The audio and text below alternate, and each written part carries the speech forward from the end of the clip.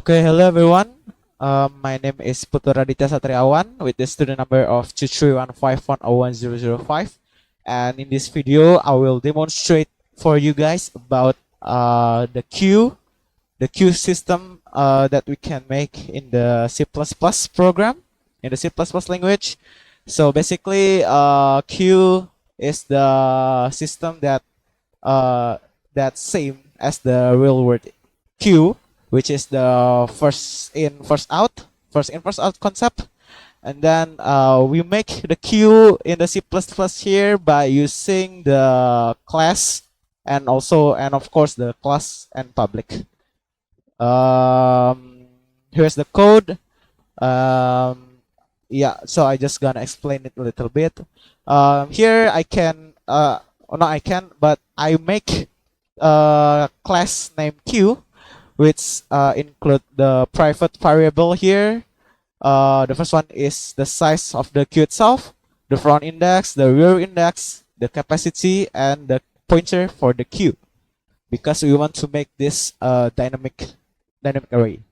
And then we can make the public class here, which is the first one. We make the constructor here, which the size is 0, that we can start with the empty queue, and then the capacity, which is the same as the queue size, that we can call it later in the main function. And then the queue itself, which is make the new queue based by the capacity that we can input later. And of course, the front index we start with 0, and the rear index we start with the -1 index. The first one is the enqueue function, the main enqueue function, which is here the first thing that we need to do is check if the queue is full or not. And if it's full, it returns this error: queue is full, cannot enqueue again. And then if there is still a space for a new queue, we set the rear index here as the new rear index to the new item that we input to the queue. And then we set the rear index to the value, of course, and then we increment the size +1 because we enqueue or we insert a new item there. And then for the dequeue function here, same as the enqueue, but it's just check first for if there is any queue. But if there is no queue, that it will output queue is empty, cannot dequeue. And then if the dequeue function is called, the front index will be moved to the next index of the capacity. And of course the size we decrement the size. That's the main two function, enqueue and dequeue. And the rest of the function is that with the function that we can use for the information. Like for example, the front function to return the front index. What is the front index? And then is empty to check if the queue is empty, and then the get size is to get the size of the queue itself. So we move on to the main function here. This is just just enter the line, just make a new line. And then first that we need to do is make the queue. For example, here I make the queue consists of 3 integer. The first one is 5, 3, and 7.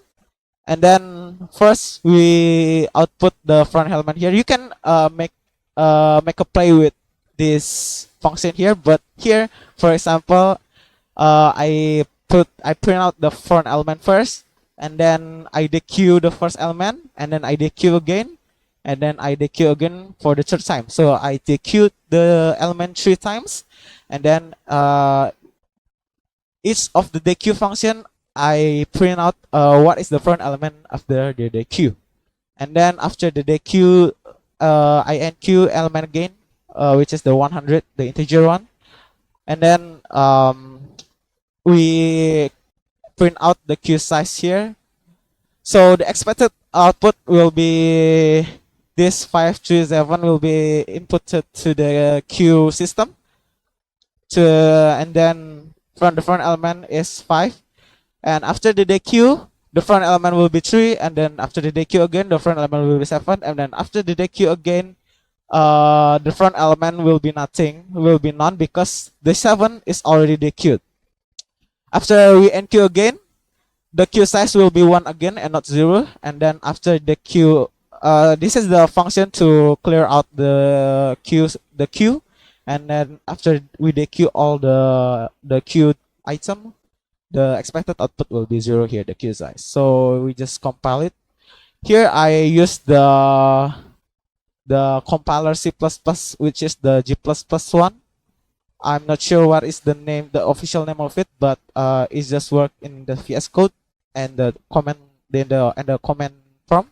So I just compile it first.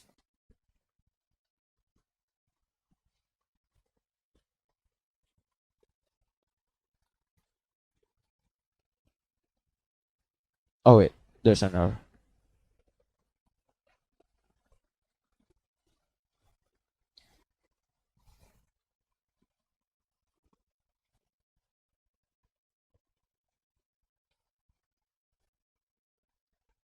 Okay. This is just the error file, because there's no 2024 here in the file, and after I correct, there is no error, and no warnings as usual, and then we just run it in the command prompt.